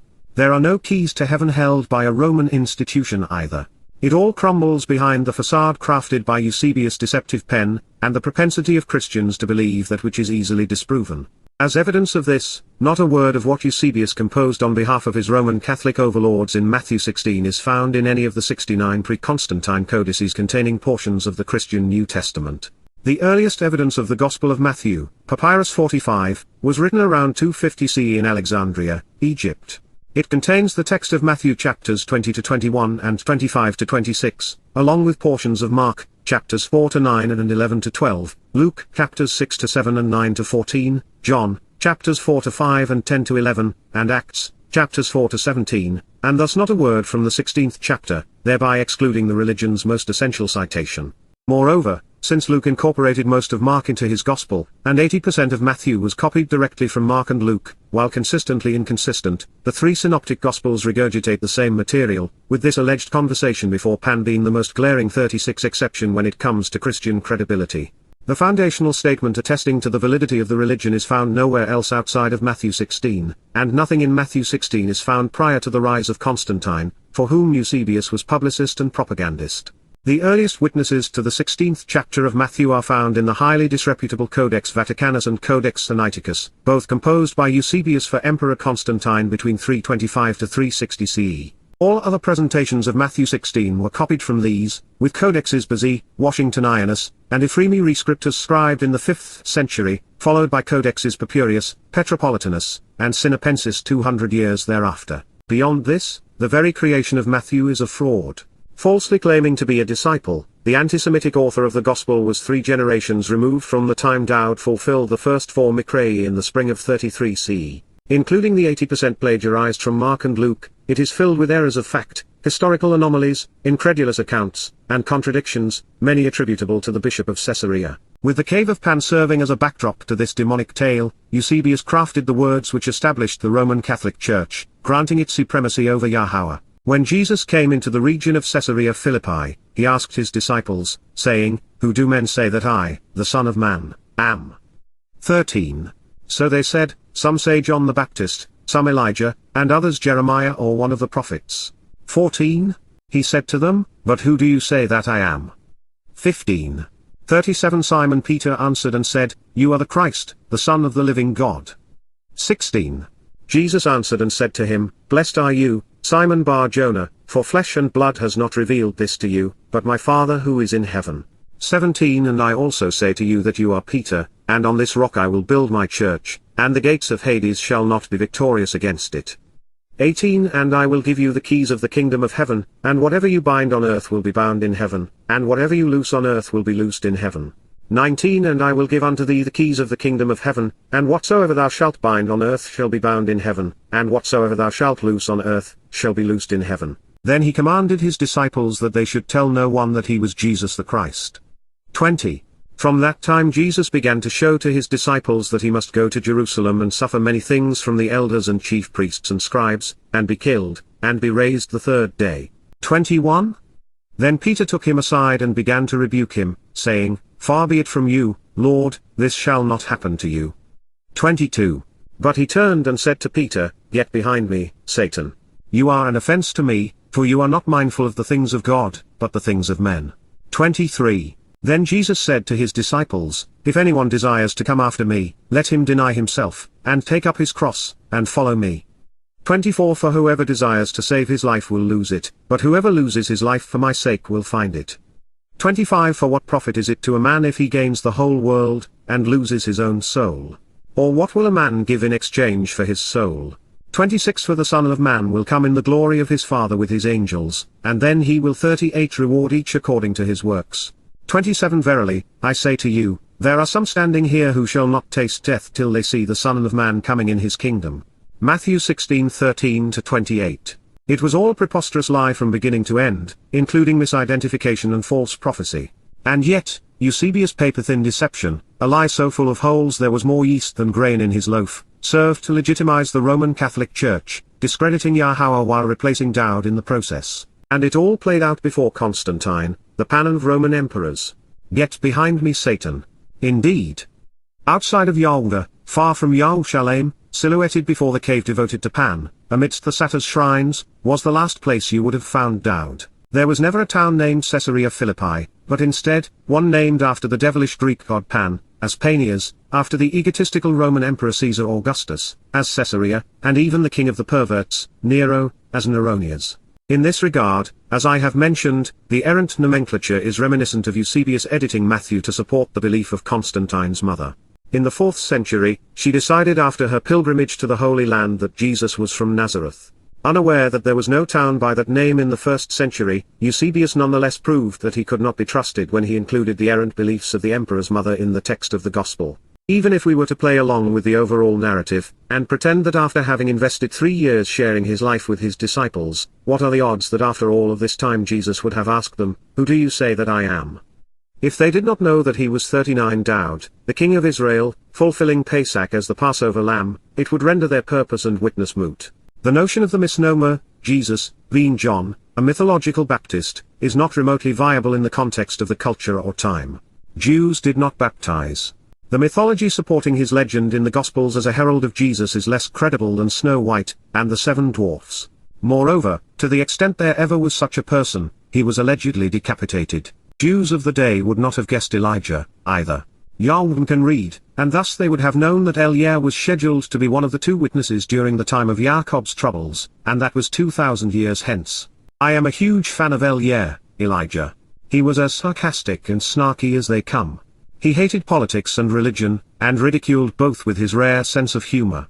But he would never be mistaken for the Passover lamb. Jews would not have answered, Yirmiah, Jeremiah, as it was an even less credible call. He was long dead and is not returning. And when he was alive, he wrote regarding the impending events of his time and of the last days. He offered nothing pertaining to someone known as Jesus. There was only one person who was predicted to arrive and fulfill the Mikra, beginning with Passover. He had even written vociferously about the experience, doing so under his own name and in first person. Therefore, the only informed guess and the only answer revealed by the Father in heaven would have been his beloved son, Dowd. Contrary to Eusebius' narration, Shimon could not have been Peter at the time. It was a dubious title at best, and he had not yet earned it. And in the unlikely event that there were any disciples, they would have spoken 40 Hebrew, and they would have known the title Dowd used when speaking to Daniel. Therefore, they would have said HaMashiach, the Messiah, not the Christos, Christ. Further, How is it possible that the foundation of the church could have been predicated upon something the misnomer Jesus did not want to be known? Why say anything if what you don't say is what actually matters? Why listen to the Son instead of the Father, if the Father, not the Son, conveys the truth? As previously mentioned, there is no Greek or Hebrew word even remotely akin to church. Nothing of the kind exists in the Torah and prophets. The Greek word underlying the translation is ekklesia, which means to call out. The lone Hebrew title which could have been translated as such is mikra, which when spoken and properly rendered would have destroyed the Christian deception. There is no reference to hell in the Torah and prophets. The concept is based upon Greek mythology, as are the gates of Hades. The entrance to the underworld was in the Bay of Naples or through the river Acheron, depending upon if you were Hercules or Odysseus. It was not something Yahweh's lamb would have cited. The keys to heaven are found in the Berith and Mikra and were given to the man who, through his sacrifice, opened heaven's door, Dowd. The only meaningful mention of keys in the prophets is found in Yeshaya, Isaiah 22:22. It reads, "Then I will set the key of the house of Dowd on his shoulder. When he opens, no one will shut. When he shuts, no one will open." This reference is to Eliakim, an envoy of Qatsyr, Hezekiah during the defense of Yerushalayim. Yahweh spared the king, his people, and the city of Dowd because Hezekiah followed the Torah's instructions. He removed all traces of religion and 41 observed Qatsyr, rather than fight the Assyrians or negotiate with them. And as a result, during one of Yeshaya's visits with Qatsyr, Hezekiah, we read, "Then the word of Yahweh came to Yeshaya, saying, Go and say to Qatsyr, Thus says Yahweh, the God of your father, Dowd, I have heard your request, and will add years to your life. I will deliver you and this city from the hand of the king of Assyria, and I will defend this city." Yeshaya 38:4-6. Heaven has a door, but no actual keys, and Shaul has no gate. Dowd was the Passover lamb, not Jesus. The Zarahua was also the Messiah and Son of God. Should it be even remotely plausible that Dowd would have commanded his disciples that they should tell no one that he was Jesus the Christ, how could the church have been built upon a revelation of something which was to remain undisclosed? And should we play make-believe and pretend that there was a Jesus who commanded this of his disciples, why has the church ignored his request and done the opposite? And speaking of the opposite, Dowd suffered many things in Jerusalem at the hands of the Romans who whipped him and then crucified him. The elders and chief priests and scribes did not lay a hand on him. However, it's hard to play the game of replacement theology without demonizing the chosen people. If there were a Jesus, and if we were to pretend that he was God, as was claimed by the church, he could not have been killed. And even as the Passover lamb, his sacrifice becomes meaningless when Pesach is ignored. Moreover, in every iteration of Passover, the lamb never rises from the fire or the plate. And since the remains are destroyed at the conclusion of the first day, there would have been nothing to be raised the third day. Further, 42 with an understanding of 3 days comes an appreciation for Pesach, Matzah, and Bikurim, which were not mentioned. If the misnomer Peter really thought that the misnomer Jesus was the misnomer Christ and the Son of God, why would he rebuke him? And if the mythical Jesus was explaining the role he would play during Passover, why would the alleged disciple say this shall not happen to you? He would be calling Jesus a liar and a false prophet. I realize that Eusebius wrote this fabrication to play out before the cave of Pan, the devilish satyr, but how is it that he fooled anyone? There is no chance whatsoever that the misnomer and mythical would have given the misnomer Peter the non-existent keys to heaven in one breath, naming him the rock upon which I will build my church, yet another misnomer, only to call him Satan in the next breath.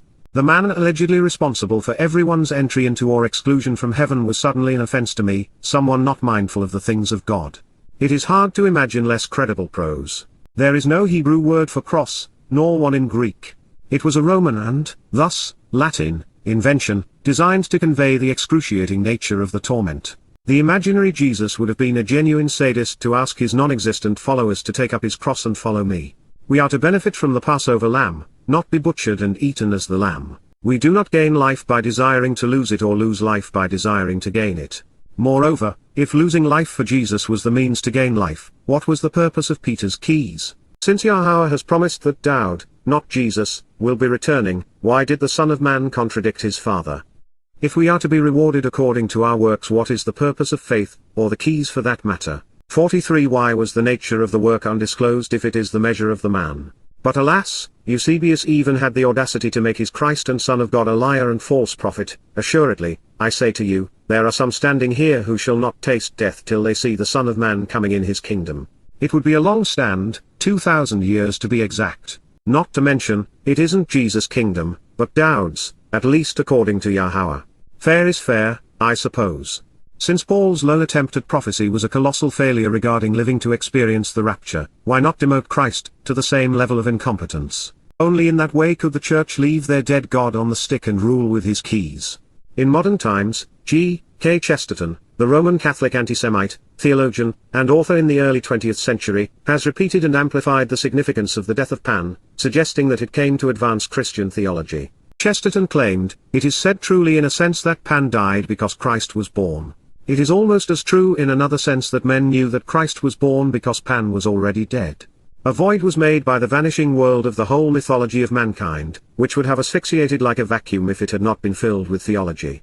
G.K. Chesterton, The End of the World, The Everlasting Man, 1925.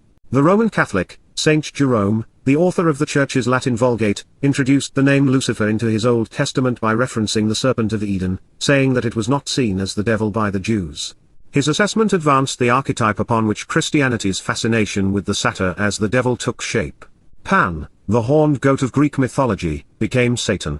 44 For those who have read up to this point through an introduction to God and the first 4 volumes of Yada Yahowah, know that it is uncommon for us to provide this kind of playtime to Christian mythology. In this case, however, with Christians commandeering Shabuw'ah to claim that Pentecost was fulfilled in the birth of their church, an exception seemed appropriate. And now, realizing that we have traversed a swamp or two since we last read Yahowah's declaration, before we complete our review of it, here is a reminder of what God revealed.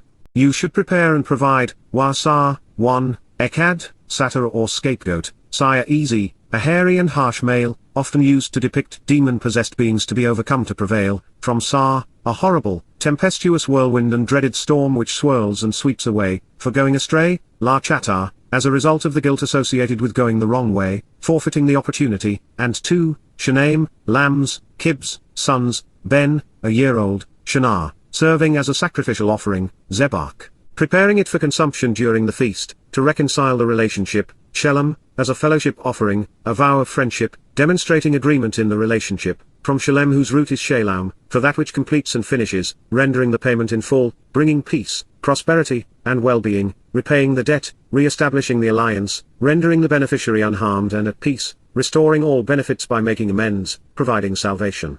Qara, called out, Leviticus 23:19. Foreseeing the problem of satanically inspired misdirection, Yahowah has offered the mode Mikra to resolve it. His would be the straight and narrow path to bring us home. Therefore, God wants his children to remain cognizant that the first step along this path is made possible by the sacrifice of the Passover lamb. Pesach is 45 the portal between Chatar and Shalom, from lost to found, from conflict to resolution. No matter how one vocalizes SLM, it spells reconciliation. Shalom, Shalem, and Shalom speak of fellowship and friendship, and of an agreeable relationship. Shalom signifies that Yahowah always completes what he begins. It affirms that God has rendered the payment in full to ransom us, restoring our relationship. His purpose is to bring peace, prosperity, and well-being to his children, re-establishing the family while restoring every benefit by making amends, reinstituting the covenant as our savior. At first blush, it may seem premature to find Shalom introduced at the halfway point of our journey home. And yet, for some, we are home. The covenant's promises have been fulfilled. Those whose lives were spared and whose souls were perfected during Pesach and Matzah such that we could be adopted into Yahowah's family on Bikurim are being enhanced and enriched, empowered and enlightened as a result of Shabuw'ah. We are covenant. We are God's children. And we are capable. We have accepted the 5 conditions of covenant membership and have received all 5 benefits. And as family, it is time that we go about our Father's business. So, while there are still 2 more steps, Towrah and Kippurim leading home to Sukkah, the next mode along the way exists for the covenant's children to work on behalf of our Messiah and King. We are tasked with the responsibility of admonishing and encouraging Israel and Yehuda, the chosen people, revealing that Father and Son are ready to reconcile the relationship. The introduction of Shalom at the midpoint of our journey through the mode is as it should be, especially within the context of a family relationship. Our roles are reversed on Towrah, because we are now equipped to 46 participate in a meaningful way, actually helping Yahowah achieve his heart's desire. It is the way God wants to work with people rather than alone. By observing Towrah, we are engaged in the family business, which is to draw Israel's and Yahweh's attention to the impending return of their Messiah and King, their Savior, Daud.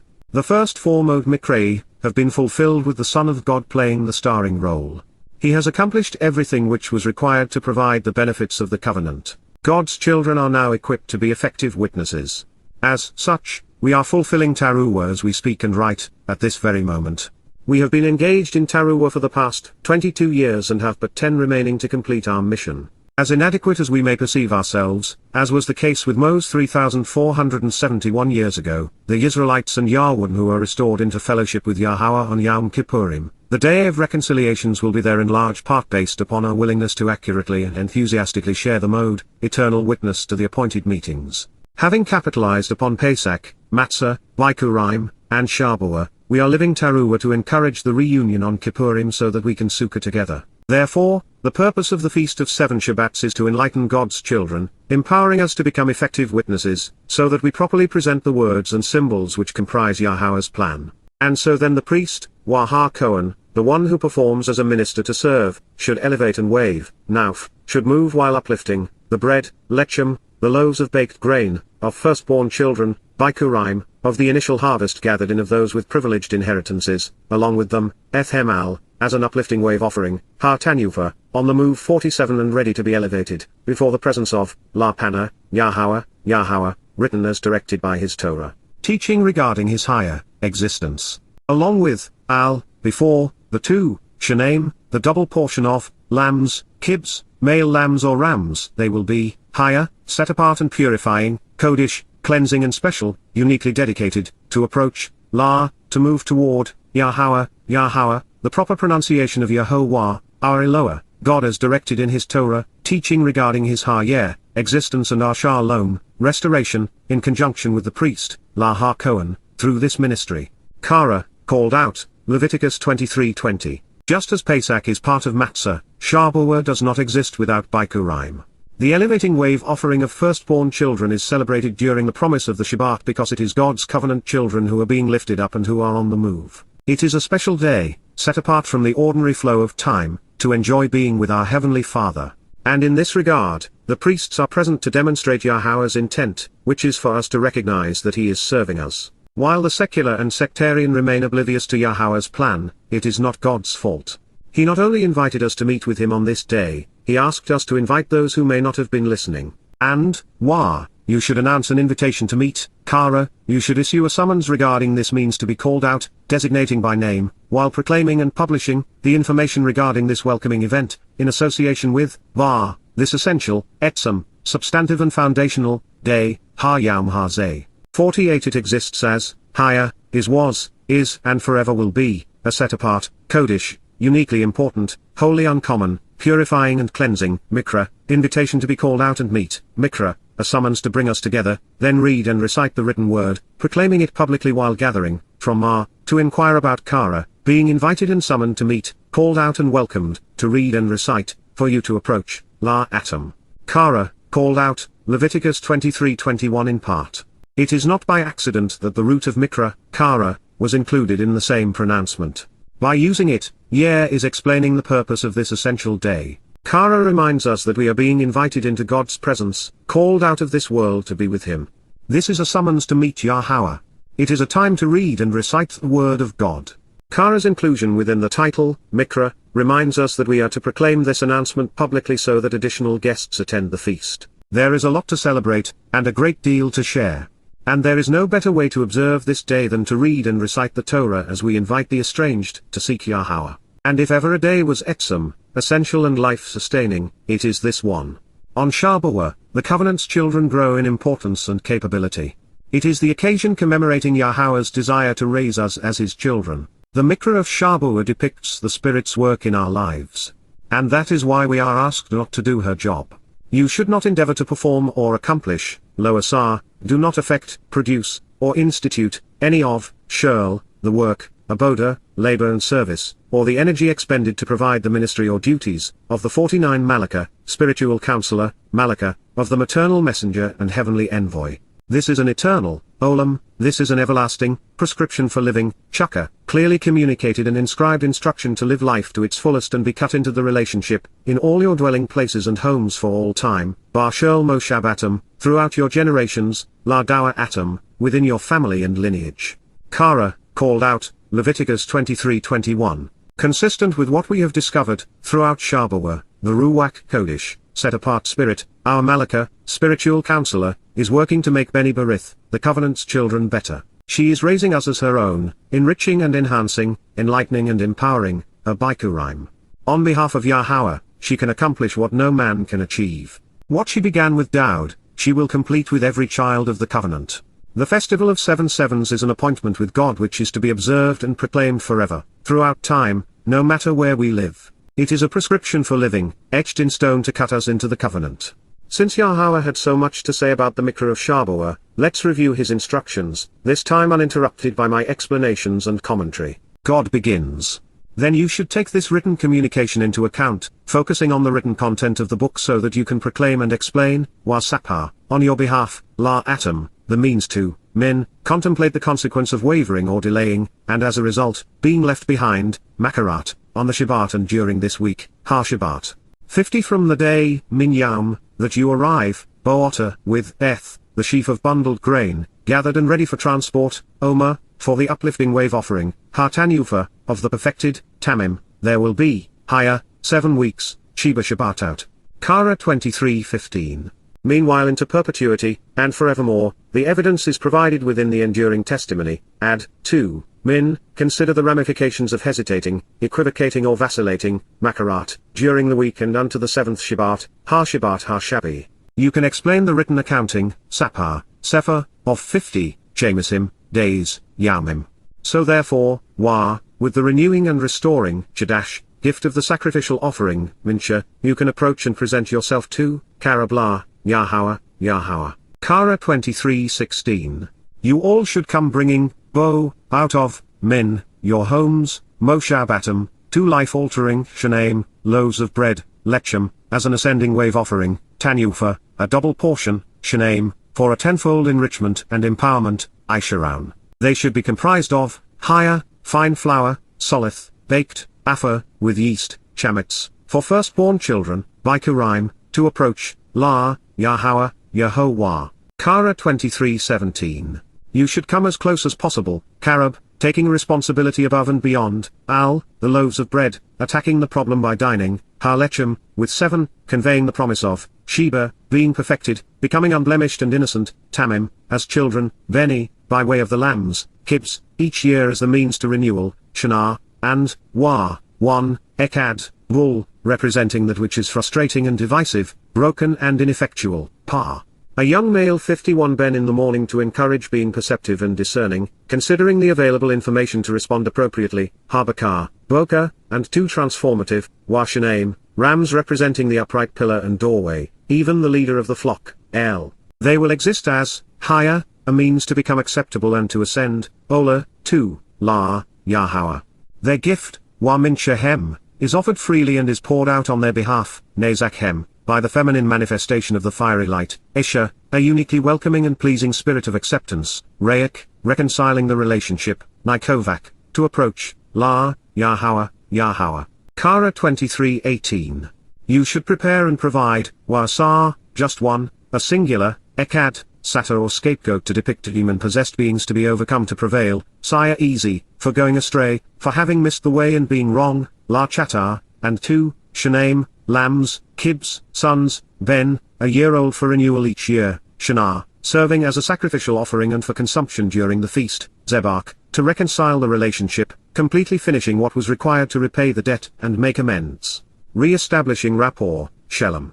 Qara 23:19. And so, then the priest, Waha Cohen, should elevate and wave, Nauf, the bread, Lechem, of firstborn children, Bikurim, along with them, Ethhemal, as an uplifting wave offering, Ha Tanyufa, before the presence of, La Pana, Yahowah, Yahowah.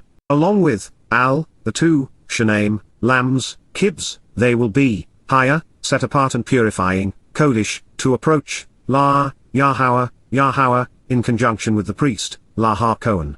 Qara 23:20. 52 and, you should announce an invitation to meet along with a welcoming opportunity to announce what you read, Qara, in association with, this essential, Etzem, day, Ha Yom Ha-Zeh. It exists as, higher, a set-apart, Kodesh Mikra, invitation to be called out and meet and proclaim the word, Mikra, for you to approach, La Atom.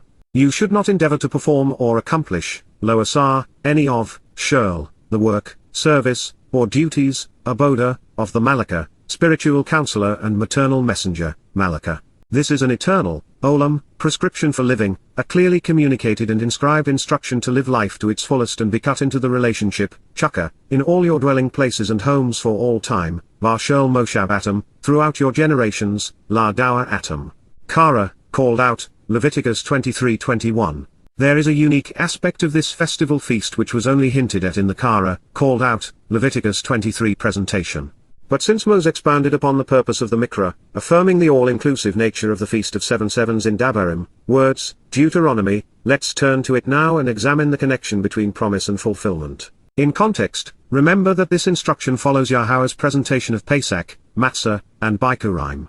Be observant, closely examine and carefully consider, Shema, the Passover, Pesach, continuing to move in a straightforward fashion while removing all 53 confrontational obstacles to approach, La, Yahowah, Yahweh, your God, Elohim Otter, engaging in and acting upon, Wasar, celebrating and profiting from, it in association with, Eth, the month, Hadesh, of Abib, Ha-Abib, the first month of the year at the beginning of spring when the grain of the barley plant, is in the ear and yet still green and growing. Indeed, Ky, in, Bar, the time of renewal, Hadesh, of Abib, Ha-Abib, Yahweh, your God, Elohim Otter, brought you out, rescuing and removing you, Yatsa Otter, descended and extended himself, came forth to serve you, withdrawing you, from, men, the crucibles of religious and political oppression, Miraim, during a time of great darkness, Layla, at night. Dabarim 16:1.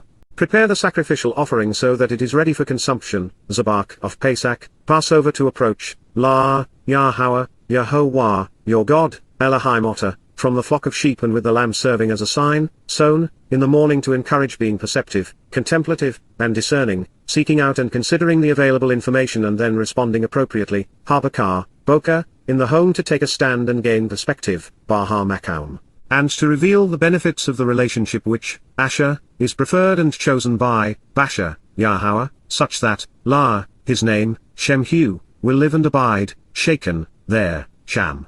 Dabarim 16:2. You should not eat it in association with, Loakal al, yeasted bread, chametz, that which has become soured and embittered, cruel and ruthless, by the oppressive nature of this fungus. For 7, Sheba, days, Yaumim, you should consistently consume, akal, it with, alhu, matzah, 54 unyeasted bread, matzah, flat bread without the culture of yeast, becoming uncontentious by eliminating conflict and dispute, strife and quarrels, symbolic of removing the fungus of religion.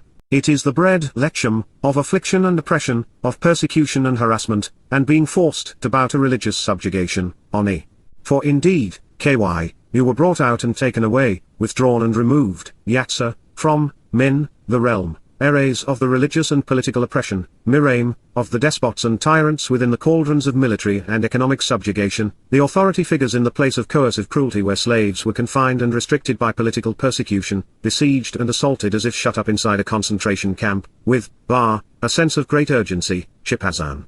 The imperative to act quickly in anxious anticipation with some apprehension regarding the consequence of inaction, from Chafaz and On, to appreciate the sense of urgency and need to act immediately concerning the alarming situation. In response to this, Laman, based upon receiving this answer and with regard to the intent of this witness and account, you should always remember to proclaim this, Zakar eth, all, Shirl, the days, Yamim, of your lives, Che Otter, that on this, eth, day, eth Yam, you were brought out of and withdrawn from, Yatsota Min, the land, Eres of the crucibles of oppression, Miraim.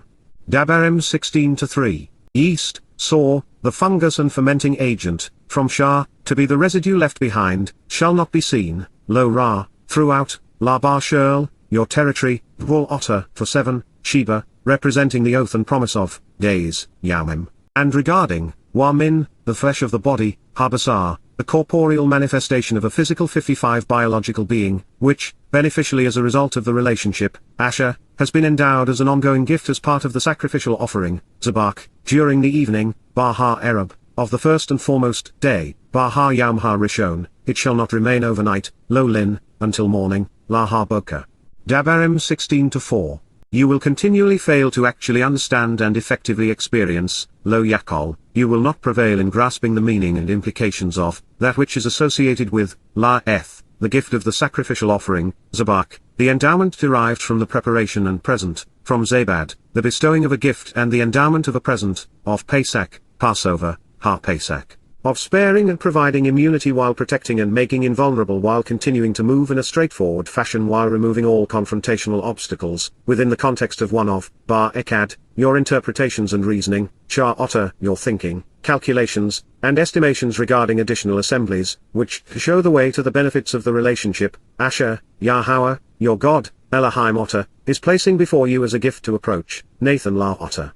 Dabarim 16-5. Nevertheless, instead, Kym, it is unto the place to reside and take a stand, El Ha-Makaum, where, to show the way to the benefits of the relationship, Asher, Yahowah, your God, Elohim Otter, prefers and has chosen, Basher, for, La, his name, Shem Hu, to abide and remain, La Sarkan.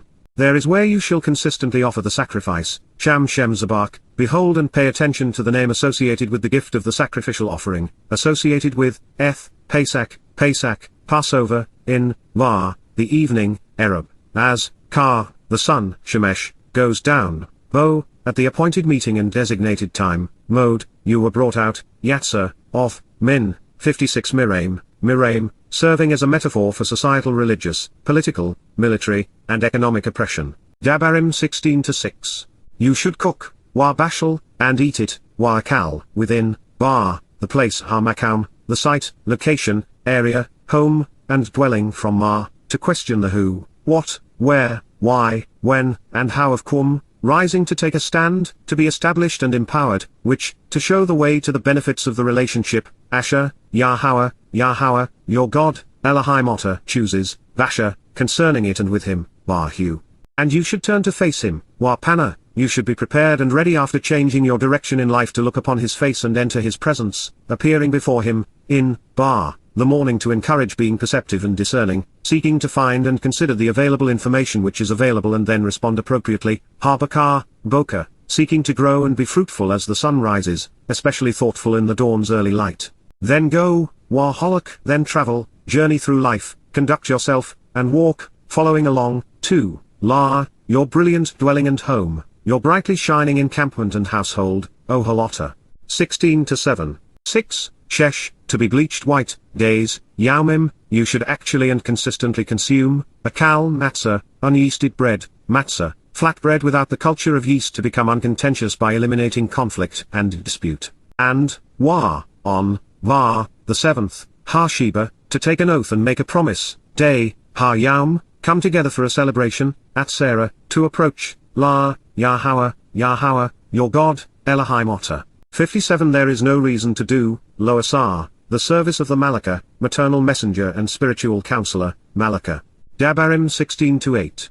Now that we have retained our footing, this is what appears next. You should consistently recount the written documentation communicated on how to relate to, Sapar, Sefer, you should narrate and enumerate the words in the book and quantify, explain, and inform about them in writing regarding the record of, 7, Sheba, the promise of, 7s, and thus weeks, Shabuw'ah, 7 days as a binding oath, as it pertains to you, La Otter, beginning from, Minchal, initiating the process of penetrating with a sharp object from, bringing a sickle, the implement for liberating, separating, gathering, and harvesting, Shemesh, reaping hook, from Charam, to devote, and dedicate that which is split apart and separated, unto, Bar, the standing grain, Hakama, that which is upright and firmly rooted, from Qum, to stand upright and rise, to be ratified, confirmed, and established, then raised. Begin, Chal, initiate the process, cutting to the chase, and penetrate to the heart of the matter, to recount the written word regarding, La Sapar, Sefer, to narrate and enumerate the inscribed message in the book and quantify, explain, and inform about this accounting in writing, communicating how to relate to, 7 7s, Sheba Shabuw'ah, 7 weeks. Dabarim, words, Deuteronomy 16:9. Our attention should always be focused on the written word of our God, reading his Torah wa Nabi. It is where we will find the answer to every important question. Counting is part of the process, but relating to what we are enumerating is more important still. And in this case, Yahowah wants us to explain the reasons behind his 58 choice of 7 7s. So, beyond the fact that Sheba includes God's promise, here are my conclusions.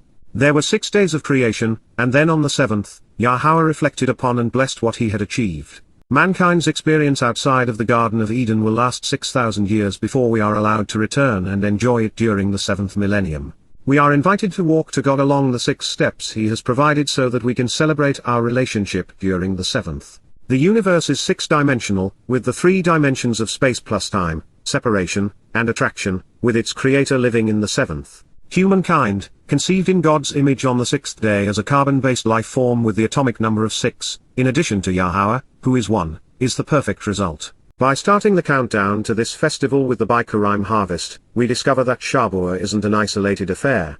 The path to God is straightforward, one step following another. The 7 feasts work in harmony as a cohesive whole, accomplishing a singular purpose. The secret to understanding Sheba and its derivative, Shabuw'ah, is that, in addition to meaning 7, they convey to make a binding promise and solemn oath. With the Mikra, Yahowah is making the following commitment: if you follow my 7-step plan you will return to Eden to camp out with me. There is an interesting play on words in this presentation of Sheba Shabuw'ah, the only Mikra where sin's symbols are included. Cognizant of our revolt against Yahowah, we find Chol, whose primary meaning is not to begin but instead to defile, profane, pollute, treat with contempt, desecrate, and dishonor so as to achieve a lower status and diminished state. Along these lines, Chol also means to be seen as impure, to be in violation of the 59 agreement, and for the proud to be degraded for having done something which is reprehensible. Kama, translated as standing grain, represents human souls who are upright and firmly rooted.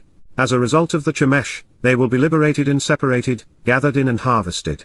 Through the mode, those Kum, standing before God will rise ratified, confirmed, and established. Since Chemesh Kama is symbolic of the firstborn children, the duration of time from Bikurim to Shabuw'ah is 7 weeks. Since it is also 7 sevens from the day after Matzah, we transition from unyeasted bread to firstborn children without pause or interruption. In this next statement, Yahowah tells us that one way to acknowledge His charity is to show some ourselves.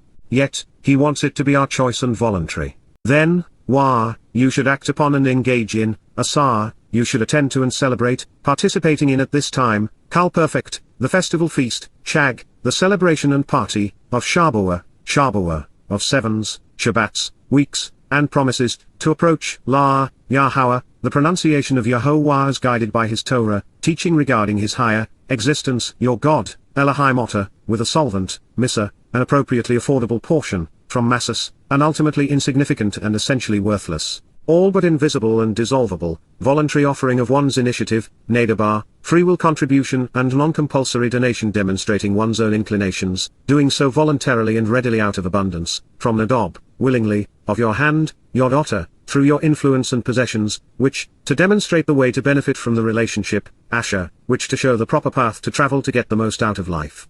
You can actually and consistently give 60 Nathan, you are able to genuinely bestow and continually offer, Kal Imperfect, when compared to, Qara, according to, relative to, and consistent with, how in this relationship, Asher, through the path to garner the greatest satisfaction, Yahowah, God's name transliterated as guided by His Torah, instructions on His higher existence and His role in our Shalom, reconciliation as Eloah, Almighty God, your God, Elohim Otter, continues to bless and adore you.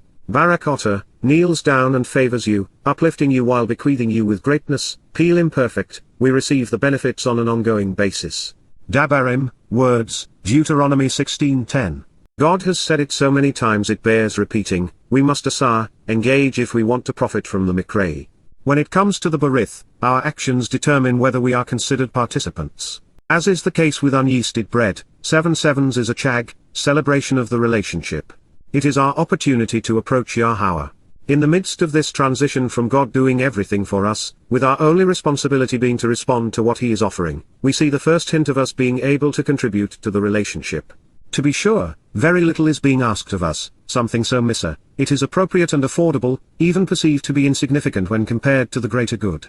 Misa is soluble, dissolving into all God has poured into this relationship, to the point of vanishing and becoming invisible. This suggests that our contributions, when combined with God's Barak, blessings, reveal Yahowah's love. We become a window through which Yahowah can be perceived. 61. As is the case with any invitation offered under the auspices of free will, the recipient has the option to accept it, ignore it, or reject it. And that is why Asar, engage and act was scribed in the consecutive form which conveys volition. There are many things we need to Asar, do to participate in the covenant and approach God, but there is no compulsion, no one is forcing us or commanding us to act upon Yahowah's guidance. These are requests, not demands. There is no penalty associated with ignoring any of them. But there is a consequence, both of accepting and rejecting these invitations to be called out and meet. Those who engage and walk to Yahowah along the path he has provided will live forever as his children in his home. And those who decline these invitations out of apathy or antipathy will not. Never forget that God's purpose is not to save us but instead to adopt us. Yahowah wants to be our Father, raising us as his children and helping us grow. His goal is to develop a family-oriented relationship, the covenant. This 10-step path to his home makes that possible. And as is the case with all meaningful, loving, and caring relationships, each party must engage and participate for the union to have merit. Shabuw'ah is a chag, festival feast, a party where we are offered the opportunity to celebrate our relationship with God. It is a time for good friends to gather and share, to eat and drink, to dance and sing, to laugh and smile. Everything Yah has said and done has been designed to achieve this wonderful state of affairs. There are perhaps 100 acceptable ways to translate the preposition la. The simplest of these is to render it to approach and draw near, since it speaks of a spatial movement toward a goal. In addition, la can be translated as unto, among, in order to, so that, by, 62 concerning, on behalf of, according to, and even for. And yet, there is no reason to use the 12th definition of la, for, when the primary connotation, to approach, makes more sense. Therefore, these instructions, like most everything associated with the Mikra, are designed to prepare us to la, to approach Yahowah. This known, our good deeds will not save us, but that does not mean that we shouldn't strive to reflect our Creator's nature and be charitable.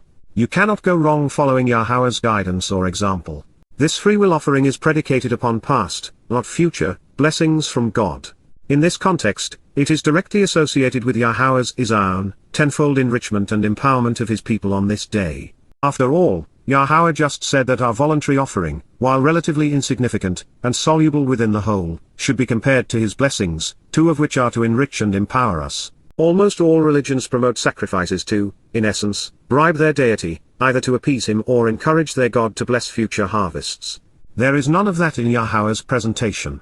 Neither God's blessings, prolonged life, nor access to heaven can be purchased. The Torah's presentation of the Yobel, or redemptive years of Yazlam, is found in the 25th chapter of Qara, just 2 chapters removed from the Qara presentation of the Mikra. This proximity suggests that they are related, just as the preceding statement in Dabarim serves to tie Shabuw'ah and the Yobel together.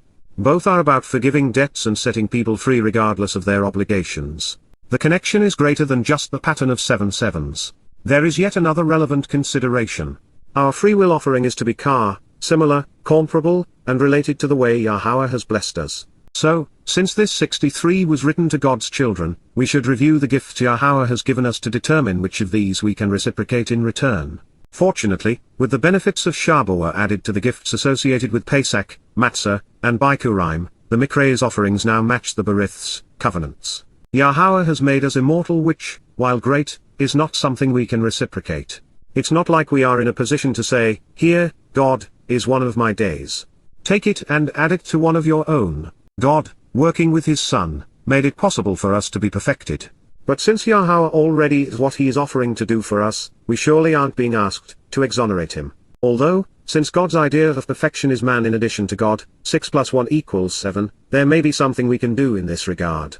The Almighty has adopted us into his family, making us his spiritual children. So, since Yahowah is our Father and since he is already Spirit, our only meaningful way to make a contribution here would be to join him and participate in his covenant. God has empowered us, making us greater than we are. So, since power flows from him to us, it would be counterproductive to contravene this process. Besides, there is nothing we can do, much less offer, which would make Yah more powerful than he already is. Yahowah has enriched us, and we can enrich him. This is something that works on both sides of the family equation.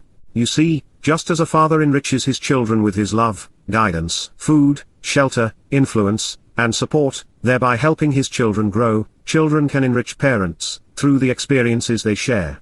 By observing our Heavenly Father's Torah guidance, we bring great joy to God, just as a son does when he follows in his father's footsteps. David is a perfect example. 64 His affinity for the Torah, his devotion to learning what it teaches, and his enthusiastic response to what God was offering won Yah's heart, making Daud the most loved of men.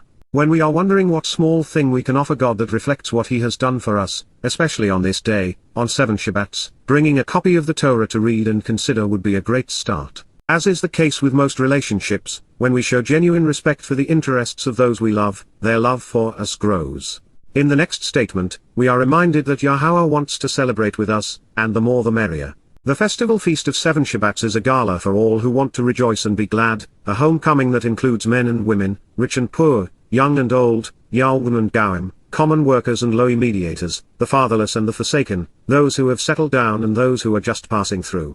You can genuinely rejoice and be glad, Wasamak, you can express joy and happiness in the presence of, La Pana, before the appearance of, Yahowah, Yahowah, a transliteration of, our Eloah, God as directed in His Torah, teaching regarding His higher existence, your God, Elohim Otter, you, Otter, and your sons and daughters, Wa Ben Otter Wa Bath Otter, your male and female servants, Wa Ebed Otter Wa Ma Otter, the Lowy, Wa Ha Lowy, the uniters who join us together, those who, to benefit from the relationship, are in your communities, Asher Bashar Otter, within your gates, cities, and assemblies, those of different ethnicities and cultures, Wa Hajar, foreigners from different racial, geographic, and national groups, the sojourner, the orphan and those who are lonely, Wa Ha Yatham, the fatherless and isolated, and the widow, Wa Ha Almanah, the forsaken whose spouses have passed away, wanting to be led such that she is on the correct path, Asher, in 65 your midst, Bar Kireb Otter, standing up at the place, Bar Ha Makam, being upright at the home, which, to show the way to receive the benefits of the relationship, Asher, Yahowah, Yahowah, written as directed by His Torah, teaching regarding His higher existence, your God, Elohim Otter. Chooses, Basher, selects, desires, and decides, for His personal and proper name, Shem Hu Sham, His designation and reputation, to dwell and reside, La Shaken, to abide and inhabit, to settle in, camp out, and call home. Dabarim, words, Deuteronomy 16:11. Throughout the ages, men and women through compulsion or choice have come to fear and worship their God.